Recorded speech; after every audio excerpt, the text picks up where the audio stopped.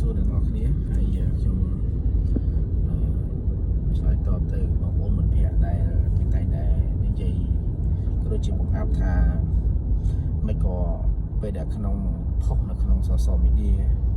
ឬក៏ TikTok អីចឹងទៅវាភាគច្រើនគឺនៅក្នុងឡាន 90% នៅក្នុងឡាន 95% ចង់បង្អួតគេថាយើងមានឡានមែនតែចង់ប្រាប់វិញថាមិនមែនទេមិនមែនឡានខ្ញុំទេខ្ញុំគ្មានឡានទេក៏ប៉ុន្តែខ្ញុំជាអ្នកបើកឡានឲ្យគេទី1ទី2ខ្ញុំអត់មានពេលវេលាដែល relax ដើរលេងតាមមាត់ទន្លេឬក៏តាមខេត្តនានាដូចគេទេដោយសារតែ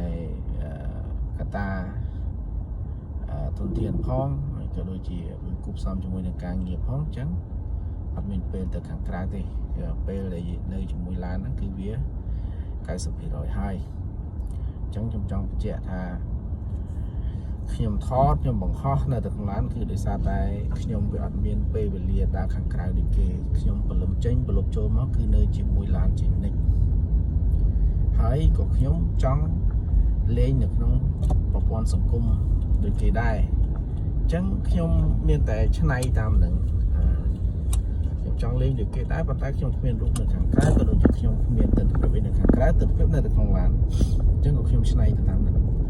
ពេលវេលាដែលខ្ញុំធ្វើការខ្ញុំកំពុងធ្វើការគឺខ្ញុំតែងតែថតនិងបង្ហោះឲ្យចេញចុះអ្នកដែលស្គាល់ខ្ញុំគឺគាត់ដឹងការងារខ្ញុំវាអញ្ចឹងមូលហេតុវាអញ្ចឹងបាទអញ្ចឹងខ្ញុំចង់បញ្ជាក់ថាដោយសារតែខ្ញុំជាការងារអ្នកបើកឡាន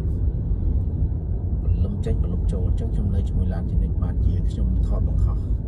ម្ដងគឺភាគច្រើននៅក្នុងឡាន